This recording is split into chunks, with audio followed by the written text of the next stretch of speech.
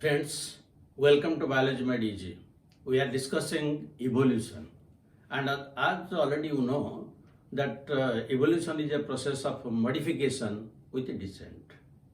Evolution has taken place, is taking place, and also will take place.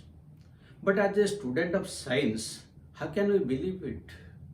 There must be some evidence, and unless we see the evidences, we can't believe that actually evolution has taken place. So today we'll discuss some of the evidences for evolution. So the different evidences which are cited to prove that actually evolution has taken place.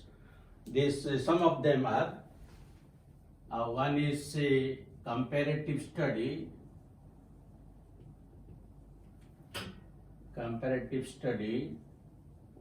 from anatomy and morphology. The second one is embryological evidence.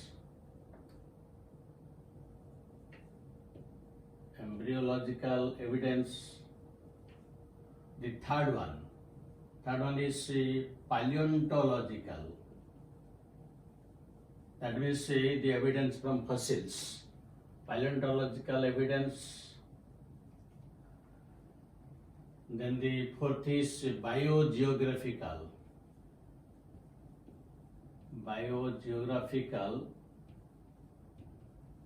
evidence.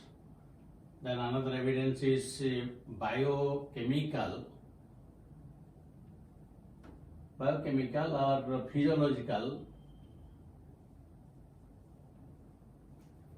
evidence.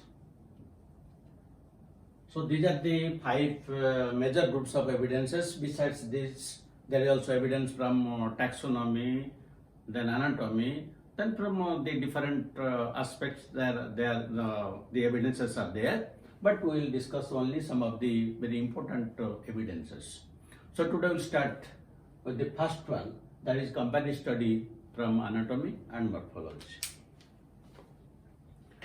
So when we discuss the comparative study from anatomy and morphology, that means the different structures present in different organisms, whether they are plants or animals, whether they have similar structure, similar function, or whether they have similar structure but a diverse function.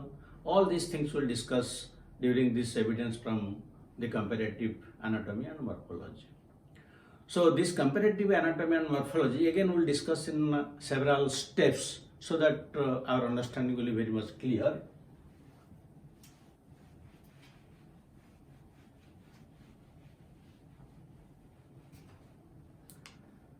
Now the evidence from the study of anatomy and morphology, this also will discuss in some headings like that is body organization,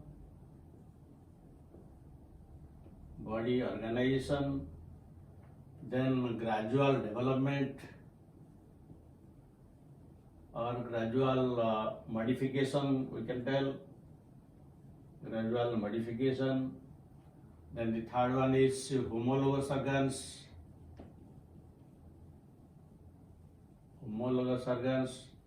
and the fourth one is analogous organs.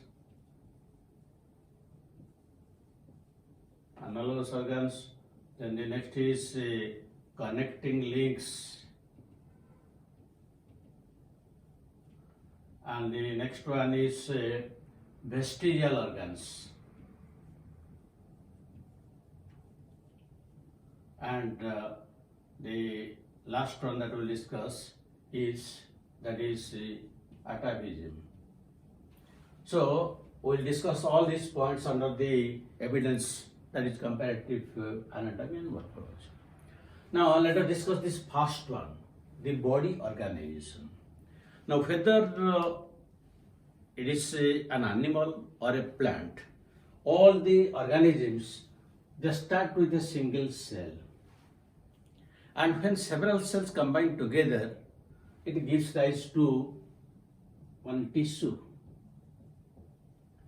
Then several tissues, they combine together to give rise to tissue system. And several tissue systems, they give rise to organs. Then several organs, they give rise to organ system. And finally, the organism or the individual. So if we analyze all the animals, then we'll find that each individual, each organism has several organ systems, each organ system has several organs, and each organ has several tissues, and the tissues, finally it is the cell, that is the unit of life. So from this it can be easily concluded that all living organisms, they have a common ancestry, that is from a single cell, all of them have been originated. So this is the first point coming under this anatomy and morphology. Now let us discuss the second point, that is gradual modification. So this gradual modification can be discussed in certain vertebrates, how the heart has developed. Let us have a discussion. In case of vertebrates, how from lower organisms to higher organisms, including human beings, how the heart has been developed. Now usually it is in case of fishes, the heart is two-chambered. Heart is two-chambered and one auricle and one ventricle. Then the next, that is in case of amphibians. In case of amphibians, it is three-chambered, and instead of one auricle, it became two auricles, but only one ventricle. Only one ventricle. Then coming to the reptiles. In case of reptiles, it is incompletely four-chambered. Incompletely four-chambered. Four chambers are there, but all the four chambers are not complete. So in this case, you will find there are two auricles, but the ventricle, only one ventricle is there. One ventricle is there, but partly divided. Partly divided, not fully divided. So the next in the evolution, then comes the crocodiles, birds and mammals. So in these organisms, it is completely four-chambered.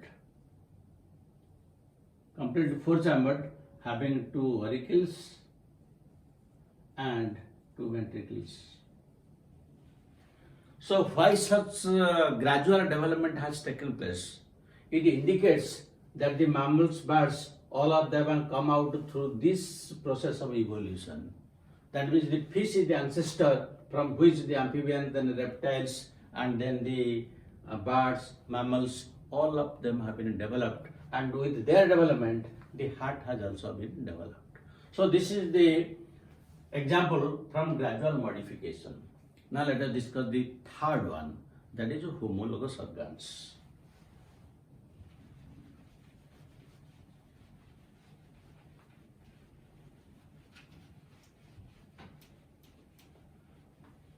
So homologous organ, the term coined by Richard Well. The term coined by Richard Well. Now what is homologous organs? Homologous organs are the organs which are fundamentally, structurally similar, but they perform different functions. What is the probable reason behind it? That means organisms having similar structures, have different functions. It means they have adapted to different lifestyles. That is, the same organism perform different functions. And this homology or homologous organs, it is based on divergent evolution. It is based on, the homologous organ is based on divergent evolution. That means, suppose this is the point, and from this they have diverged for different functions. This is the divergent evolution. That means, the structures are similar, but due to adaptation in different habitats, they perform different functions. So let us give some examples for this also. Now for this we can give one example, that is the example of vertebrate forelimbs. Vertebrate forelimbs. Now you take the case of man, the forelimb of a man, then take the forelimb of cheetah, then that of a whale, and also that of a bat. Now, what is the function of our forelimbs? Now, the main function is grasping objects. This is the main function of the forelimbs of human beings. But what is the main function of the forelimbs of cheetah? Usually it helps in running. In case of whale, it helps in swimming. And in case of bat, it helps in flying. That means the forelimbs of these four organisms, man, cheetah, whale and bat, they perform different functions. But if you come to the structure, you will find they are based on a similar structure. For example, in the forelimb, there is a upper arm, and the upper arm consists of a single bone, that is humerus. Then the lower arm, two bones, radius and ulna. Then lower arm, two bones, radius and ulna. Then the wrist consists of bones known as carpals. Then come to the palm. So the palm consists of bones known as metacarpals. And finally the digits. So the digits they consist of phalanges. That means if the forelimbs of man, cheetah, whale and bat will be anatomically observed, all of them consist of upper arm having a single bone, that is humerus, lower arm having two bones, radius and ulna, then the wrist having carpals, palm having metacarpals and digits having phalanges. So even though the structure is same, they perform different functions. It is because they have different style of living. They live in different habitats and their purposes are different. So even if they have similar structure, since their functions are different, this is example of homologous organs, or you can tell divergent evolution. Now let us give a second example. The second example we can give that of the example number 2. We can give the example of the insect mouth parts. Insect mouth parts. Now here also we'll see, if we'll take the mouth part of a cockroach, then mosquito, then housefly, and butterfly. Let us take this 4. Now, what is the main function of the mouth parts of cockroach? Its main function is chewing solid food. Chewing solid food. And what is the function of the mouth parts of mosquito? Usually sucking liquid food. It usually sucks blood from our body also. Then housefly. Housefly usually sponging liquid, while this butterfly siphoning nectar, because it collects nectar from the flowers. So you see, the different insects, they perform different functions through their mouth. But if you come to their structure of the mouth, we'll find that in their mouth there is one that is labrum, then one pair of mandibles, and two pairs of maxillae. That means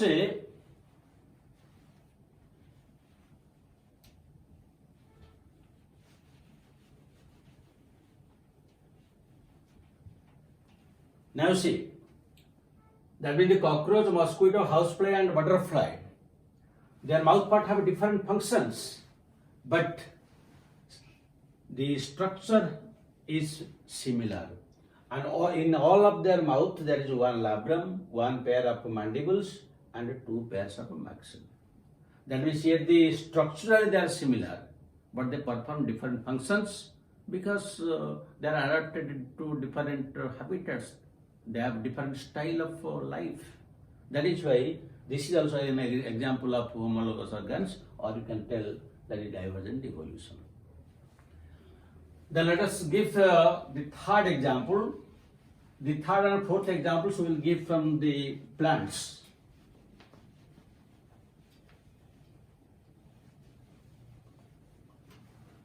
So from plants we can give example, the third example we can give from that of the thorns